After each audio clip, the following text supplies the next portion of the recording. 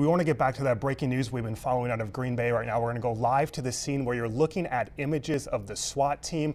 You have seen a man come out with his hands up. This is live, folks, right now. Police have been on the scene for several hours trying to get the man out of the house.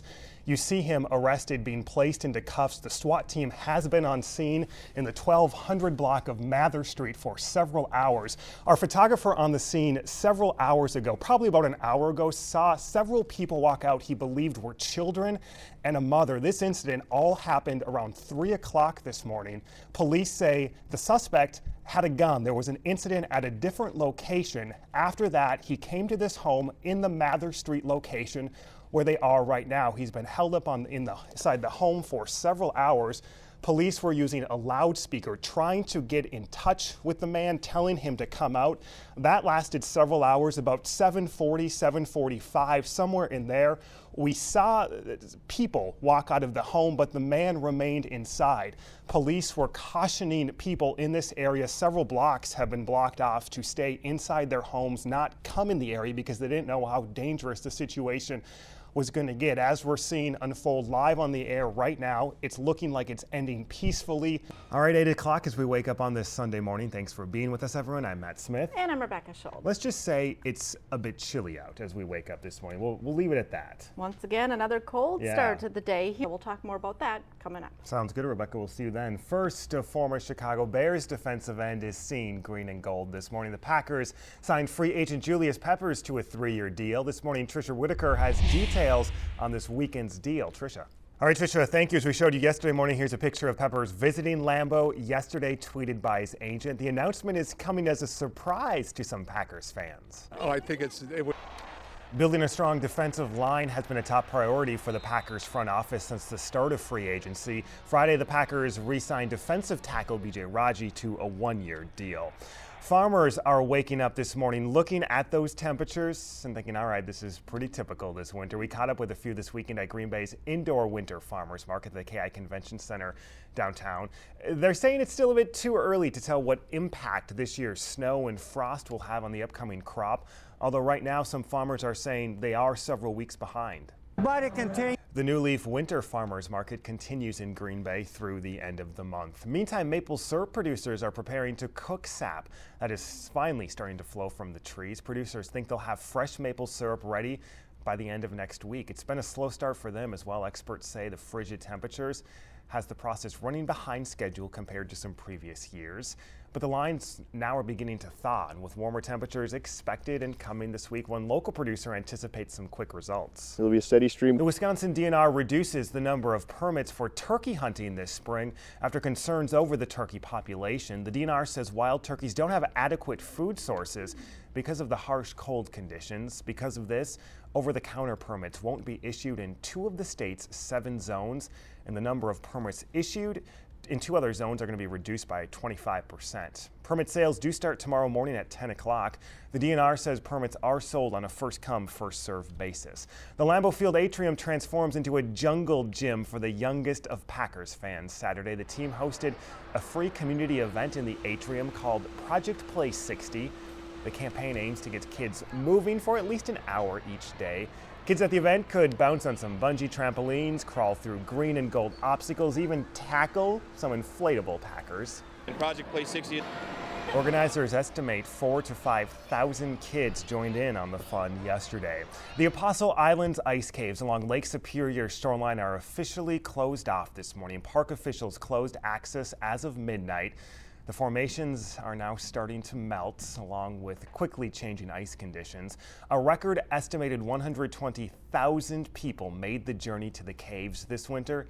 You can check out a slideshow from our trip. Just head on over to WBAY.com and click on slideshows. With that, we head back over to Storm Snooty. Rebecca, it's kind of sad to see that all those formations are going to be melting away. That's right. And Americans are spending the weekend celebrating St. Patrick's Day. The official holiday is tomorrow, but this weekend you can sure find some Irish heritage. Green Bay's annual St. Patrick's Day parade marched along the city deck downtown yesterday. The Heritage Irish Dance Academy performed traditional dances, and the Notre Dame High School Band played some Irish music right there as well. Temperatures, they were in the low 30s. That feels warm this morning, but it had nearly everyone bundled up. Didn't trample, though, any Irish spirit. It's nice because I'm liking that hat.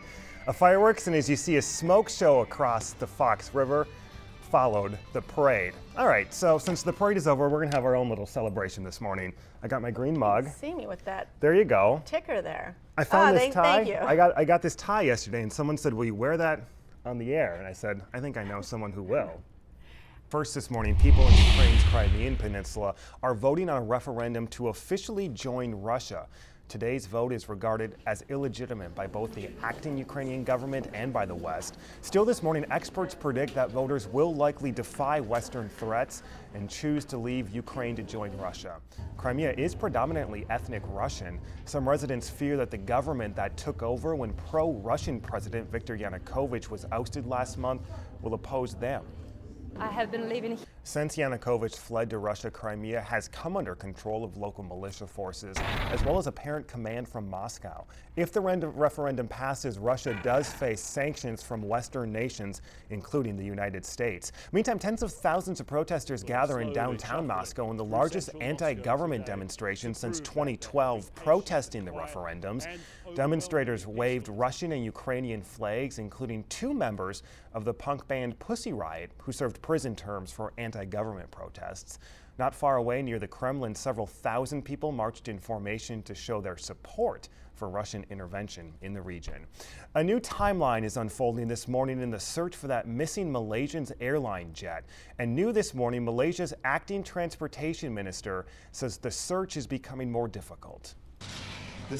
Meantime, U.S. intelligence officials say this morning the pilots of Malaysia Airlines Flight 370 could be responsible for the mysterious disappearance.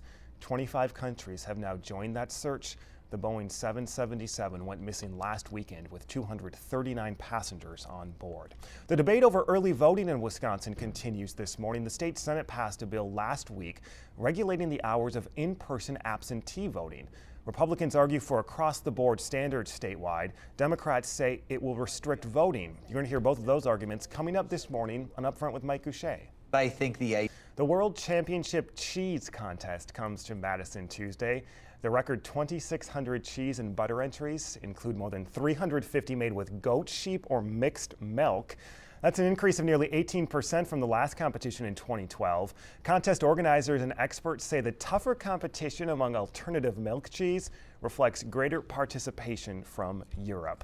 Today, St. Brendan's Inn in Green Bay turns into a barber shop of sorts. The annual St. Baldrick's head-shaving fundraiser raises money for childhood cancer research. More than 200 people are expected to shave their heads.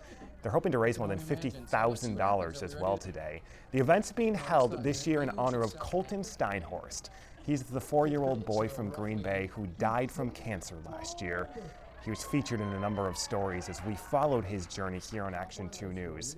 Today's event begins at noon. Comedian David Brenner, a one-time Tonight Show favorite, famous for his brand of observational comedy, has died. The 76-year-old had been fighting cancer. He passed away at his home in New York City Saturday. Brenner became one of the most frequent visitors to The Tonight Show in the 70s and 80s, making more than 150 appearances as a guest and substitute host. Brenner briefly hosted his own syndicated talk show in 1987 and starred in several HBO specials. The famous Goodyear blimp receives a high-tech makeover. The tire company unveiled the first of its new and improved state-of-the-art blimps in Ohio Friday. They're more like modern airliners now, larger, faster, quieter, and easier to maneuver. takeoff and landing is a lot. Goodyear blimps have been flying for more than 90 years. 300 blimps have been built and developed by Goodyear, over 150 for the Navy during World War II alone. Waking up temperatures in the single digits this Sunday morning. Rebecca is over in Storm Center 2. Spring, though, Rebecca, is officially on the way. This week's